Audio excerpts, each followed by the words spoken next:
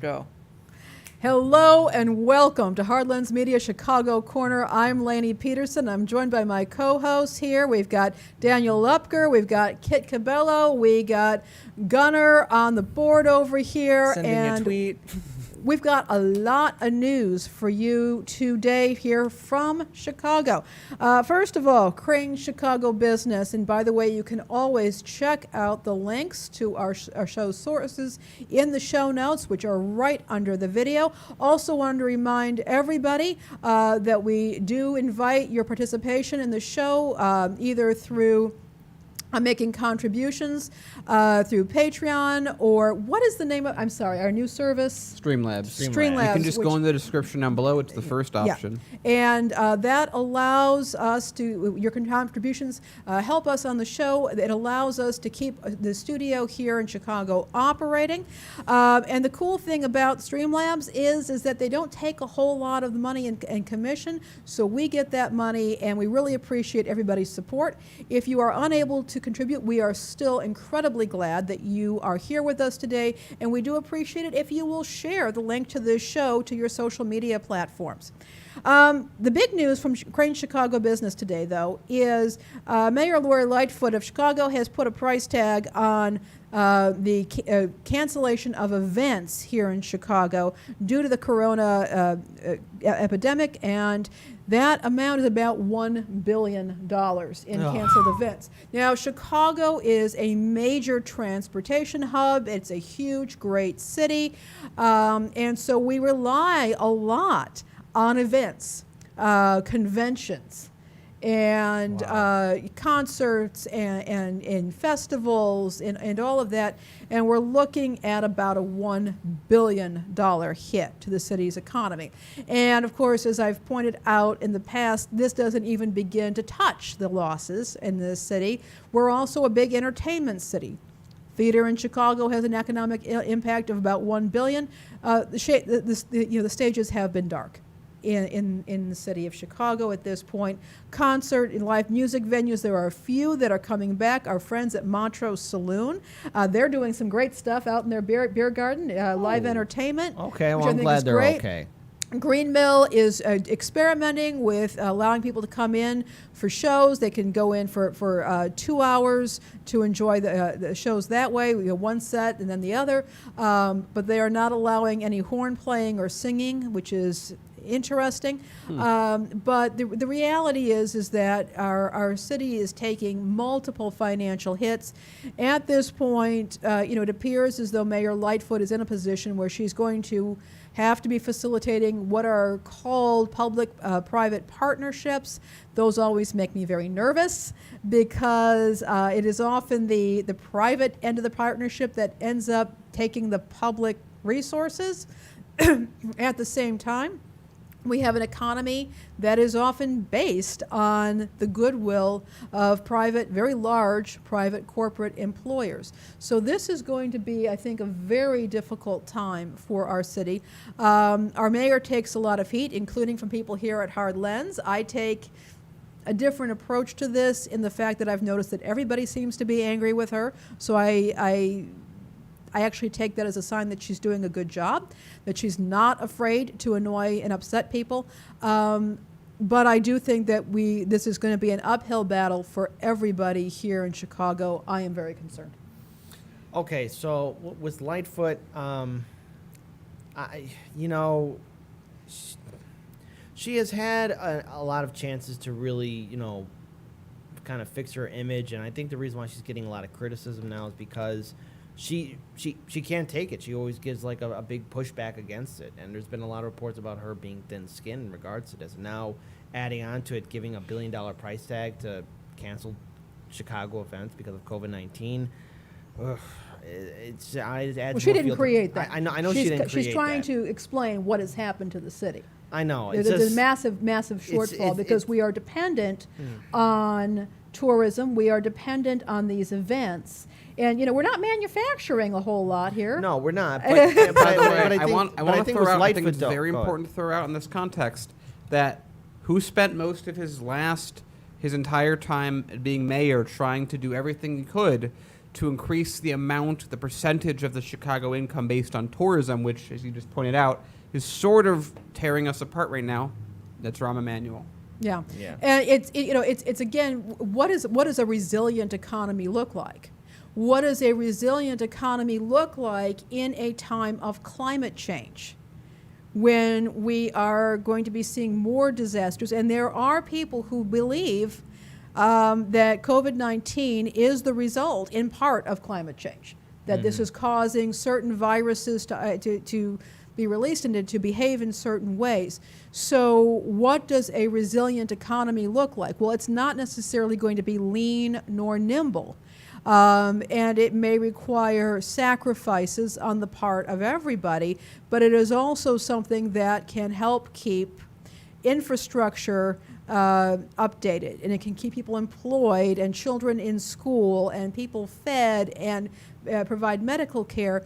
We don't have that anymore. And Chicago, I think we're going to be seeing that. If we're going to encourage, tourism is great. The hospitality industry, wonderful, but it cannot be the bread and butter of an economy anymore. It simply can't be that. If we are going to be having these changes and these stresses and these challenges. Chicago and all other cities and towns, we're going to have to go back and really rethink our attitude and our expectations in light of the fact that we are being faced with challenges we did not anticipate and are going to make it impossible for business as usual to continue.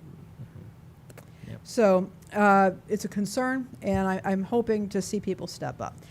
Did want to mention there were some concerns going on with when they were opening up the DMVs, the Department of Motor Vehicles, when they were opening up the driver's license centers. There were long lines. People were getting crowded in. People were afraid of being exposed.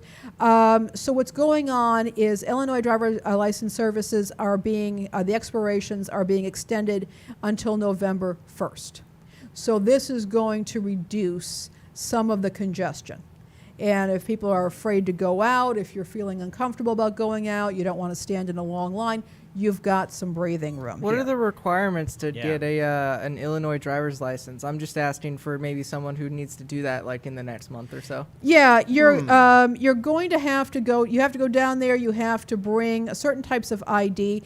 There's a form online that will show you you'll have to get one type of ID from one section, other ID from another section. Usually, you're going to have to something with a photograph, something with a signature. I believe they need to see your social security number. There's multiple forms of ID that you will have to bring with you. Okay. So you want to go online to determine what is acceptable and what is not acceptable, and to be aware of that. Gunnar, if you need to get something, you can always just bring your driver's license. That works pretty well. Is that just show up with it? That'll work. I also need a new one. It's really easy to renew. Mine's from Washington State though. It's much harder to renew that. And it also my ID doesn't conform with the real ID, so I think I have to kind of. I don't think ours are conforming yet either. Actually, I got my new ID. Did you get the real ID? Is it is it one that it's compliant with the federal laws? I don't even know We're what that talking means. about real ID laws. Those are the ones that are compliant for TSA for flying. Yeah. Yeah, this thing doesn't expire till. No, we're not talking Here, about do when you it guys want to expires. see We're my talking social about security card? I'll pull that out for you. whether it conforms to federal guidelines. I don't know that they all do. So I don't have mine yet. I can just bring my passport if needed. So. I have a passport too, I'm not but as planning I to said, travel anytime soon. So that's another thing that's been going Don't on. worry, no one can in see the my country. ID because I think they got the name tag blocking me into and everything. Because a else. bunch of, no, it's a There you bunch go, of Aha.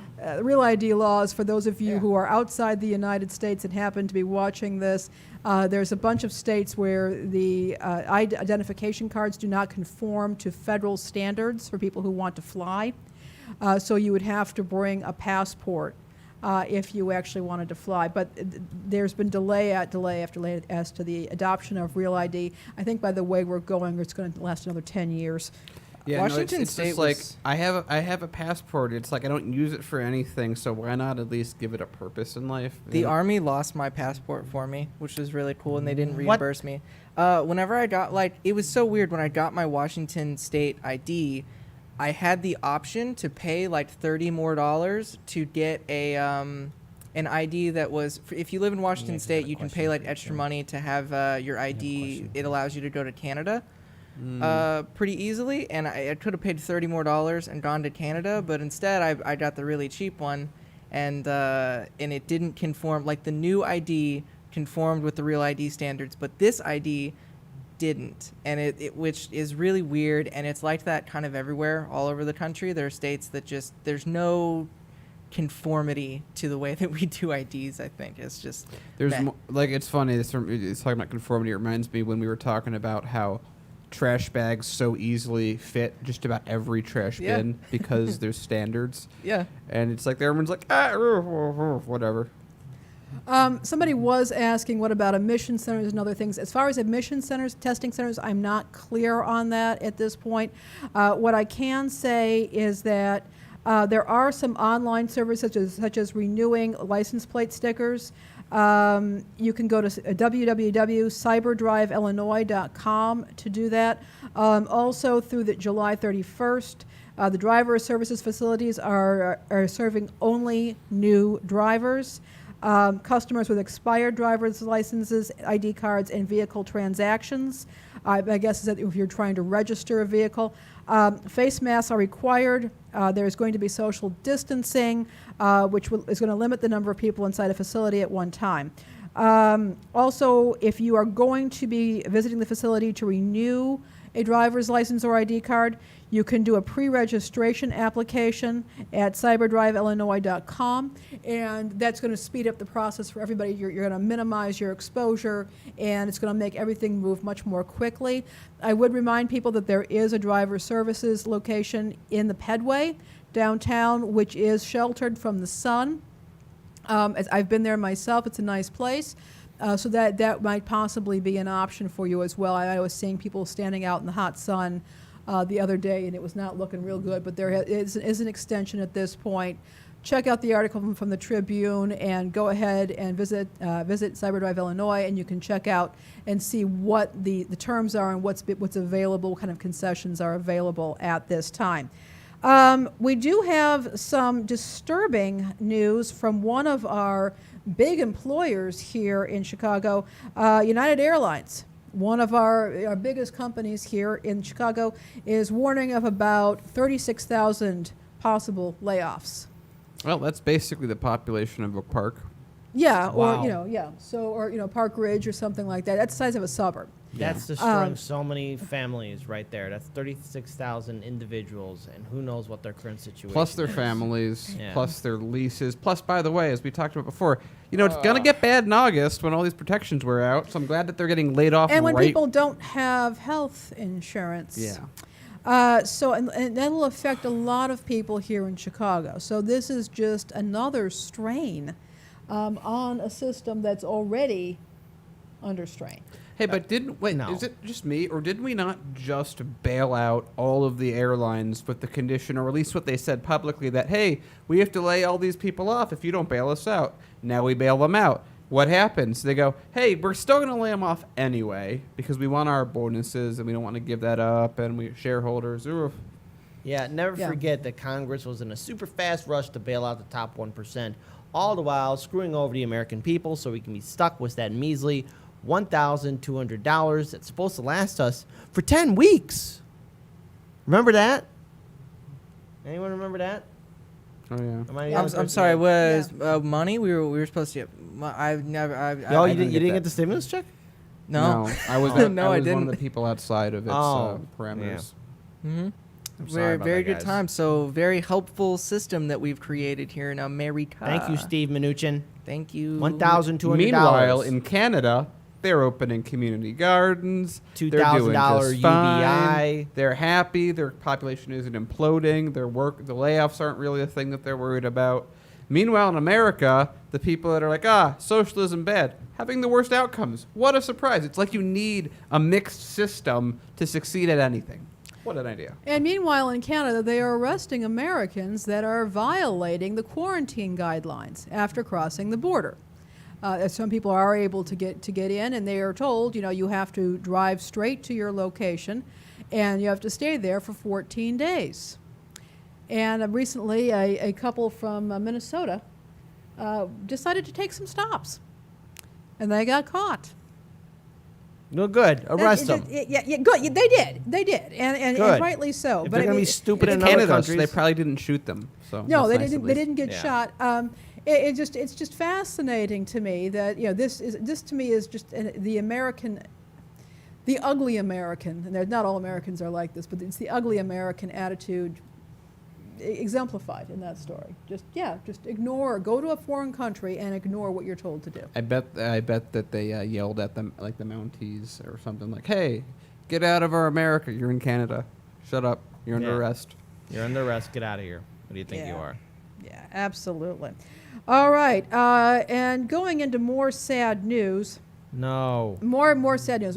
Previously on Civically Minded today, we were having a look at efforts to keep small music venues open by putting forth some federal stimulus plans that can include businesses that are shuttered because they have to be during this crisis and don't qualify for paycheck protection programs. We are looking at what's going on here in Chicago. We have many places that are staying shut down. The Tonic Room, the Metro, major venues that have to remain closed. Now, as I said, there are some places that are opening up. I mentioned Montrose Saloon. We got the Green Mill. They are slowly trying to open up, but keep in mind that if you've got a very small venue, these intimate venues, which everybody likes so well, it's going to be very difficult for them to remain profitable. The point is that you've got workers that are being paid usually through tips, and you've got it's scale. I mean, you have to scale your business. Right. How many butts in the seats are there going to be?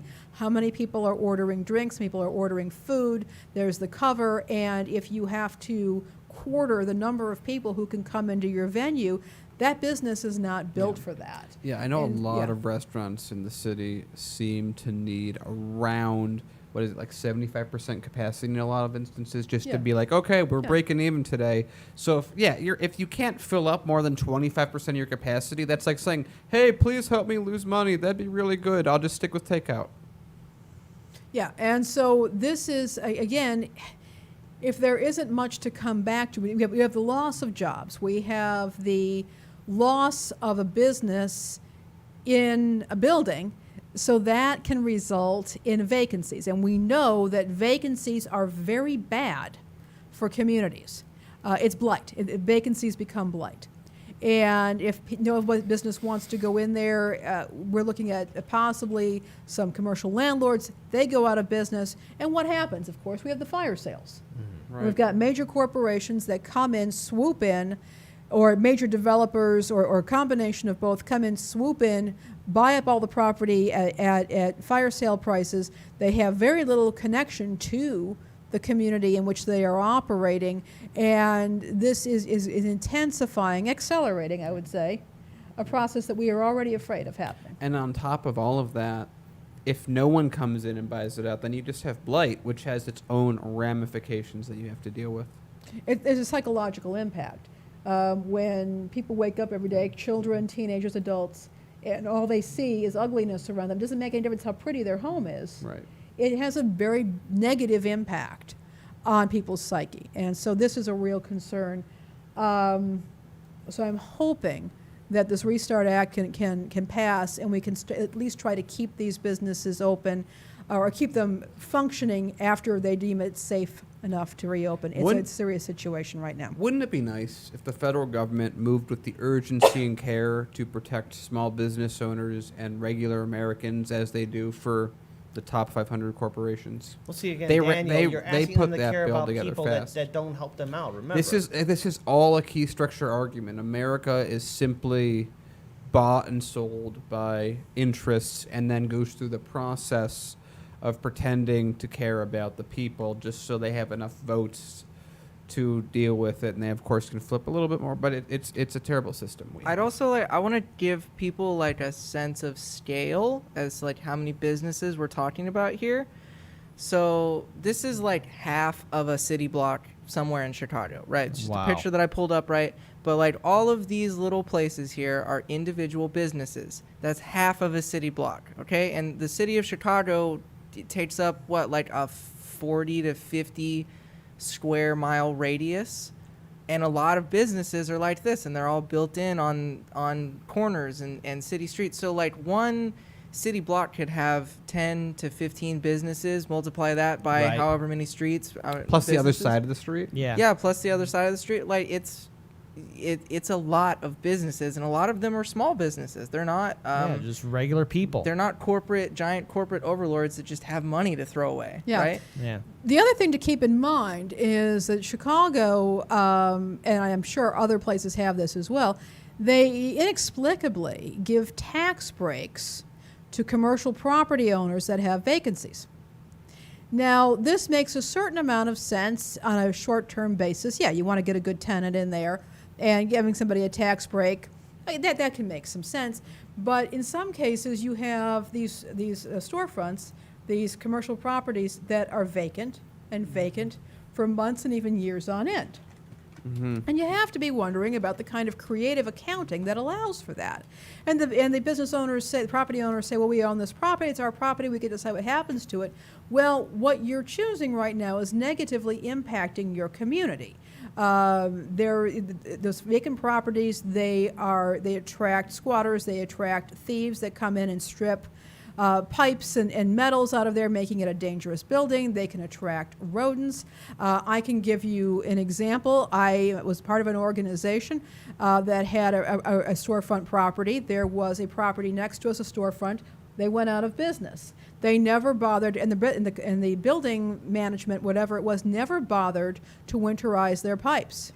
One day, our basement flooded in the middle of January during a bad weather situation because we had that empty building next to us that did not winterize their pipes. Everything exploded, and then we had to deal with that situation.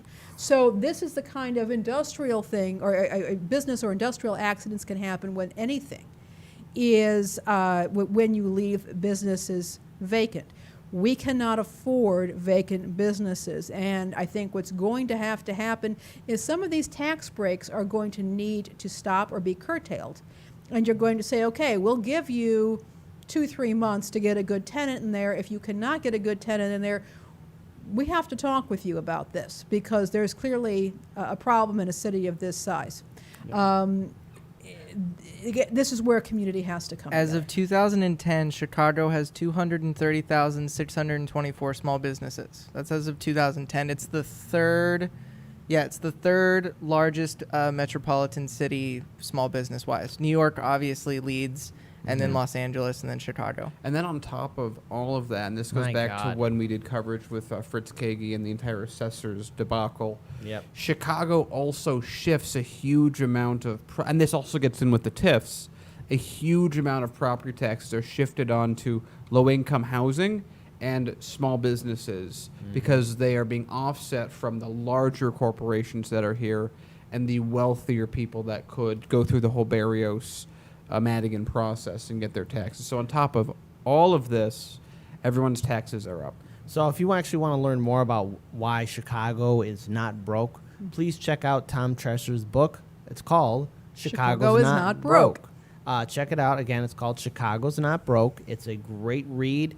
The book is about this thick, so you'll be able to read a little bit more about our economic situation here in the city of Chicago and why we actually do have money and why our corrupt political system is basically letting the people die or fall into bankruptcy because we have such a corrupt, inept neoliberal system. So again, check it out. The book is written by Tom Tresser. Chicago is Not Broke. Yeah.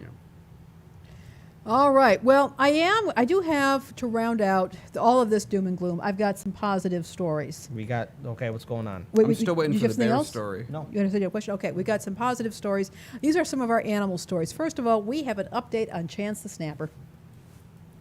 He is living his best life at an alligator farm in Florida. He is doing well. He has a bent snout, but that's okay. He has grown 6 inches. Good. And because he's able to grow, and he is getting to know his trainers. He's working out great with them, and he is a very happy alligator. For those of you who aren't familiar with what happened, last summer. It's why Kit always puts 4. Yeah. 4 alligators. 4 yes. alligators. What happened is that there was somebody spotted an alligator in a lagoon at one of our local parks. And the Humboldt city Park. lost its mind. The city lost its mind. First of all, alligators are not native to Chicago. The city lost its collective mind. We got so excited, and so they brought a guy in. First of all, they were calling him, Alligator Bob. It turns out that he was actually known as Bob the Snake Guy because that was his area of specialty. They brought him in to try and capture the alligator. They couldn't do that, so they had to bring in a guy in from Florida who came in. And what was happening was people were all over the lagoon. And I remember we used to have our studios in a different area, and I used to take my Uber through Humboldt Park during this time down to the studio, and I'd be seeing people standing around. Well, unfortunately, all these people were scaring the alligator. And eventually the city decided to have a naming contest. We named him Chance the Snapper. And Alligator Rob was able to come in. He was able to capture Chance the Snapper. Rob ended up getting season tickets to the ball games. He met a lady friend. I mean, it was going very, very well. So Chance is living his best life, and I am thrilled to say that. And if I can add one thing, Chance, while they do have you locked up, they don't have your mind locked up. All right, keep on staying focused. And you know what? We're with you, buddy. I was just thinking. I'm thinking of course, not very pessimistic, but joking. It's like, how do I know that's Chance in that picture? The bent snout. Yeah. Alligators can get bent snouts all the time. It's Daniel. Don't get your snout all bent up. Yeah. Okay, I've been trying very hard over here to get this cool feature up and running here. So I would like to devote some time to look at the chat. Hey, all right. That's great. So yeah, if just give some time to acknowledge all of the wonderful people who are in here. I see Miguel H, Mona Carmona, E Heller 42, Human Love Solidarity, Big Papa Ken, how are you? Gamer for Life. We got JR. Who else do we have here? We have Adrian Golick. We have Jim Cridden. We have Miguel H. I think I already mentioned that. And then Chicago's Not Broke. Lizzie it's Chan? just broken. Lizzie Chan. Shout out to you. Lizzie, great to see you. And then Ayana. And Little. And who else? So, yeah, and then Al Gerzerzek. By the way, if you look very closely at his icon, it's a Kanye 2020. Oh, it is. Wow. Nice one, Al. Why not? I'm proud of you. Yeah, why not? Why not? All right. The piping plovers. Again, is another wonderful seasonal thing that we have here at Montrose Beach. There are piping plovers. These are an endangered bird. They're adorable. Yes. Aww. And the parents, Monty and Rose, have 4 chicks. They're very proud. And we need to name all 4 of these chicks. The the Chicago Ornithological, can't pronounce that society. It's at Chicago Birder on Twitter. They are looking to name the chicks. So this is a great opportunity to become more involved, I guess, and to name the piping plover chicks. The one thing about the beaches this year is that this is going to allow the piping plovers, hopefully, to raise their chicks successfully because they won't have people bothering them. Yes, leave the animals alone, people, okay? For the Chicagoland area, come on, leave the animals alone. They didn't do anything to you, okay? Don't worry, the cats will take care of them. Cats are one of the most damaging invasive species people don't realize we've ever put that. out there. I mean, obviously, I love cats. I have 2 of them myself, but people don't realize that. But the funny thing is, did you know that in the UK they have an entirely different attitude about cats? Here in the U.S., if you go to a shelter, in most cases, they don't want you to let the cats outside. They're going to ask you, are you prepared to have an indoor cat? Because cats are seen as damaging to the environment. There's risks to the cat. Many shelters in the UK will not allow you to adopt a cat if you don't have a yard, or what they call a garden, because it's the expectation that cats will be outside. And you can only, if you don't want to do that, you can only have an indoor cat if the cat has some kind of a medical issue. Cats are also really important for keeping the rat population down. But they also keep the bird population down. They do. And the insect population down, and but all even the other small animal population down, but also rats. Well, they do that, and in fact, I mean, it's one of those trade-off things. As many cat shelters in the city help to support feral cat colonies. So these are colonies where people are encouraged to provide some shelter and care for feral cats. You can trap, and they trap them, they spay neuter them, and then they release them. They'll ear tip them, and then they release them back into the community because they want to keep the feral cat colonies. They want to keep the cats alive without having to euthanize them. One of the interesting things about this is that the very presence of a feral cat colony can reduce the rodent population, not because they're necessarily eating the rodents, but if a cat pees somewhere, the rats will pick up on that and they'll run away. So again, they're an invasive species, but they're also addressing some of the perils of dense urban living, which involve rats showing up and eating human garbage. So it makes me really wonder who is really the invasive species. Is it us? Oh, of course. Yes, man is the most dangerous. Man is the most dangerous invasive species of all time. Ironically, we're everywhere, save now for that Antarctica. the coyotes are slowly coming back and starting to learn how to live in the cities. Did you say coyotes? They're eventually going to start taking care of the cat population. Did you say coyotes?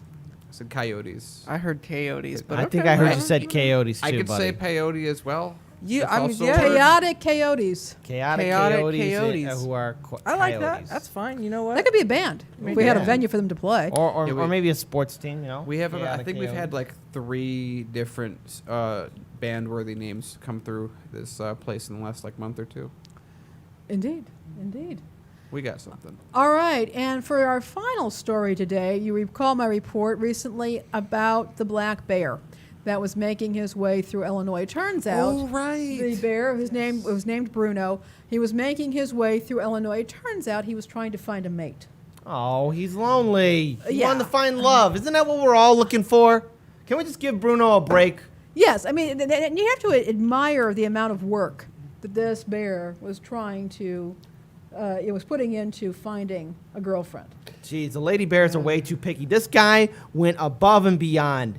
No, I say we help him out. Come on, zookeepers, where are you at? Well,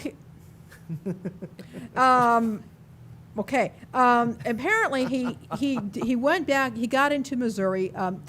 People were asked in Illinois, as Kit said, to leave Bruno the bear alone. He said that, the success of getting this bear properly and humanely caught and removed and put someplace safe was going to depend on people not annoying the bear.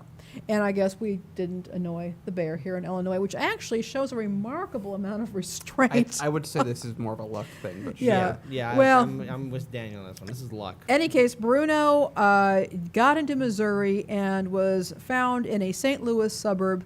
He was tranquilized, and he is now being relocated and rehabilitated. So I think that that's some good news. We've got piping plovers. Chance is doing well. Bruno may have a better shot at finding love now that he is being rehabilitated. People go to rehab to find love all the time, right? Yeah, and I think at the end of the day, hey Bruno, you know what? Keep keep your chin up, buddy. All right, you know, there's gonna be some lady bear out there that's gonna see you for who you are. Don't you stop. You just keep pushing forward, buddy. I have no comment on the bear dating scene. Yeah. Oh. Okay, that's going places. I can't bear this story anymore. Oh. It's just too cute. Oh, what is it? Is it an unbearable, bearable story? Ooh, kid, I already took it. I took the bear pun first. He already took the wind out of the sails, and you're like, okay, let's collapse the sails now. Yes. Damn it. I do want to end the show with a quick bit of consumer tip. For those of you who are in the Chicago area, ComEd is very likely your electric company supplier or servicer. You need to check your email. They've got some good information right now about programs to help you pay your electric bill if you're having difficulty. A lot of the disconnect programs are coming to an end. I don't know that they're going to be renewed. For a while, the utilities companies were not disconnecting anybody, but I'm not sure how long that's going to continue. If you check your email or check the mail that you receive from ComEd, there is information about one-time grants and other programs that can help you with your electric bill. I'd also like to remind you that there are payment plans available, and if you're not able to meet a payment plan, you can request one free reinstatement of the payment plan. After that, I want to say it's like $14 or $15 for a reinstatement, but they have to offer you reinstatements. To be aware of that, check your email, check your mail. If you have any questions, get a hold of ComEd. They can explain to you the options that are available. Also, the Citizens Utility Board can also assist with that. I also want to remind people we're in the middle of a nasty heat wave right now here in Chicago, and it's looking like we're going to be hot for a while. A lot of people are staying indoors more often, which can lead to an increase in your air conditioning bills. Be aware that this is the time of year where scammers will come out and try to get you to switch your electrical service sometimes to companies that will jack up your rates. Yeah, I hate those phone calls. Yeah. I get them too. Now, many times they can be extremely aggressive and show up at people's homes. I think that's less likely this time of year. I've had this problem. In some cases, they will come in actually wearing a yellow or a orange vest. They'll even wear a hard hat so they can look like they're working for the electric company. They can come 2 by 2 because they want to intimidate you. We're here about your electric service. We're here, this is an electric company. ComEd does not make routine house calls, okay? ComEd will come out. I mean, if your service is being disconnected, they might have to come out to do a hard disconnect. In many cases, they'll just shut it off outside the building or automatically. So that is one thing to consider. But ComEd does not make routine house calls. So if somebody's ringing your doorbell and saying, we're here with the electric company, we're here about your electric bill, ignore them, tell them to go away. And, if you have any questions, call up ComEd. Same thing with phone calls. They're going to try and pressure you, and they'll try to get you to say yes to something. In some cases, they'll record you saying yes and use that as proof that you agreed to the switcheroo. Be aware of that. ComEd is on top of it. They will usually notify you if you've been making a change, but be aware that these scams are prevalent right now. They may be more aggressive on the phone or through mail because they're not sending people out into people's homes at this time. Be aware, be on top of it. And again, if you're having any issues with your electrical bill, ComEd does have multiple programs available. Actually, I have something on that because that literally happened to me at my old apartment, which was really funny. It's like you're coming to an apartment building that no one actually owns that lives there, and you're trying to get us to convert service, which is like, that's genius. Yes. So I remember this specific instance, he rang the doorbell over like 2 minutes 7 times. Mm-hmm. And then when I came to the door, and I'm like, what? Because I only came to someone, when someone rang 7 times, you're like, stop, let me go tell him to stop. And he's like, hey, we're talking about your electric. We can do a change. We can have better rates. Never ask me if I'm the homeowner.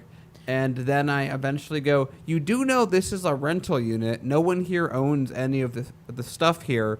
There's no one here that has the authority. And he got really upset. He's like, well, you're just wasting my time now.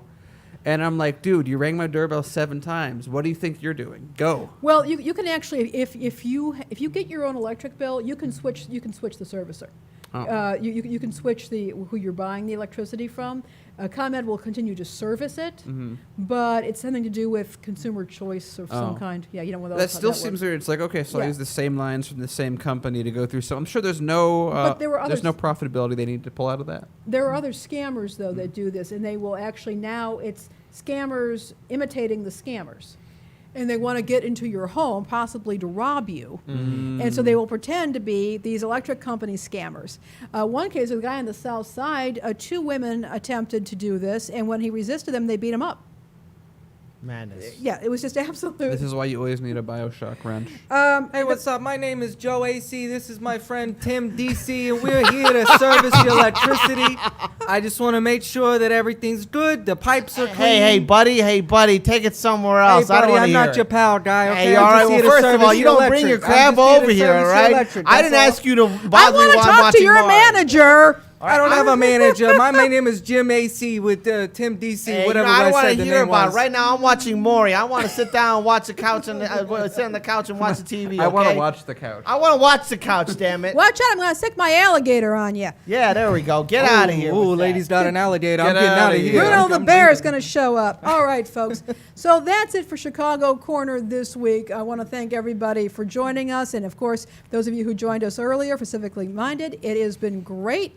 We'll see you next Thursday. But I want to remind you that we have programming every day here on Hardlands Media. Sometimes we get spontaneous with stuff. We've got show clips. We got interviews.